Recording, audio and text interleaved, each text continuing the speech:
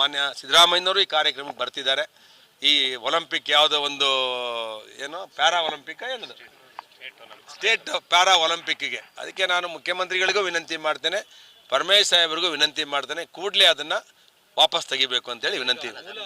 ಹೆಸರು ಹಾಗೆ ಇದೆ, ಮೇನ್ ಬಿಲ್ಡಿಂಗ್ಗೆ ಸಬ್ ಬಿಲ್ಡಿಂಗ್ ಮಾಡಿರುವಂಥದ್ದು ಹೆಸರು. ಸೊ ಆ ಟೈಮಲ್ಲಿ ಮಹಾತ್ಮ ಗಾಂಧಿ ಅಂತ ಅದಕ್ಕೆ ಹೆಸರಿಲ್ಲ ಅಂತ ಅವ್ರು ಹೇಳ್ತಾ ಇರೋದು. ನೋಡಪ್ಪ, ಸ್ಟೇಡಿಯಂ ಅಂದರೆ ಎಲ್ಲ ಒಂದೇನೆ, ಇಡೀ ಸ್ಟೇಡಿಯಂ ಅದು ಹೊರಾಂಗಣ ಎರಡೂ ಸೇರೆ ಮಹಾತ್ಮ ಗಾಂಧಿ ಸ್ಟೇಡಿಯಂ ಅಂತ ಇದ್ದಿದ್ದು. ಈಗ ನೀವು ಕೇಳೋದು ಅವರು ಏನೋ ಇಂಟರ್ಪ್ರಿಟೇಷನ್ ಮಾಡ್ತಾರೆ ಅಂತ ನೀವು ಕೇಳಿದ್ರೆ, ನೀವು ಮೀಡಿಯಾದವರು ಕೇಳಬೇಕು, ಕರೆಕ್ಟಾಗಿ ಕೇಳಬೇಕು ನನ್ನ. ನೀವು ಅದು ಬೇರೆ ಹೊರಗಡೆ ಅಂತೇಳಿ ನಾನೇನು ಉತ್ತರ ಕೊಡೋಣ? ಮಾಡಿರೋದು ತಪ್ಪದು.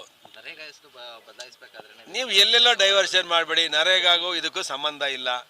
ಅದು ನ್ಯಾಷನಲ್ ಲೆವೆಲಲ್ಲಿ ಕಾಂಗ್ರೆಸ್ ಅವರು ತಗೊಂಡಿದ್ದಾರೆ. ಅದಕ್ಕೆ ನಾವೆಲ್ಲ ಗಟ್ಟಿಯಾಗಿ ಉತ್ತರ ಕೊಟ್ಟಿದ್ದೀವಿ. ನಾವು NDA ಅವರು ಇರ್ಬೋದು, ಕುಮಾರಸ್ವಾಮಿ ಇರ್ಬೋದು, ನಮ್ಮ ರಾಜ್ಯಾಧ್ಯಕ್ಷರು ವಿಜೇಂದ್ರ ಇರ್ಬೋದು, ಅದಕ್ಕೆ ಉತ್ತರ ಕೊಡ್ತೀವಿ. ಅದನ್ನೇ DK ಶಿವಕುಮಾರ್ ಅವರು ಹೇಳಿದ್ದಾರೆ, ಒಂದು ಡಿಬೇಟ್ ಆಗಲಿ, ನಾನು ಬರ್ತೀನಿ ಅಂತ. ಹೋಗಿ ಡಿಬೇಟ್ ಮಾಡ್ತೀವಿ ಅದನ್ನು.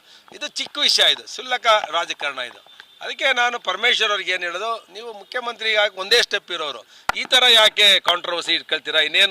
ಇನ್ನೊಂದು ಕೊನೆ ಇದು ಇಲ್ಲ, ಕೊನೆ ಕ್ಷಣ.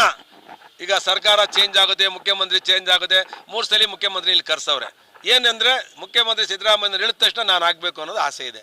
ಅಂಥದಕ್ಕೆ ತುಮಕೂರು ಜಿಲ್ಲೆಯಿಂದ ನೀವು ರೆಪ್ರೆಸೆಂಟ್ ಮುಖ್ಯಮಂತ್ರಿ ಮಾಡಬೇಕಾದ್ರೆ ಇಂಥ ಒಂದು ಕಪ್ಪು ಚುಕ್ಕೆ ಯಾಕೆ?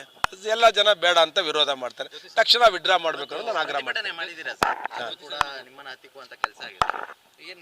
ನಮ್ಮನ್ನು ಯಾರು ಹತ್ತಿಕ್ಕಾಗಲ್ಲ. ನಮ್ದು ವೆರಿ ಕ್ಲಿಯರ್ ಇದೆ, ಬದಲಾವಣೆ ಆಗಬೇಕು. ನಾವು ಪರಮೇಶ್ವರ್ ಅವ್ರಿಗೆ ವಿನಂತಿ ಮಾಡ್ತೇವೆ. ಅವರು ಒಬ್ಬ ಸಜ್ಜನ ರಾಜಕಾರಣಿ, ಅವ್ರು ವಿಡ್ರಾ ಮಾಡ್ತಾರೆ ಅಂತ ನನಗೆ ವಿಶ್ವಾಸ ಇದೆ.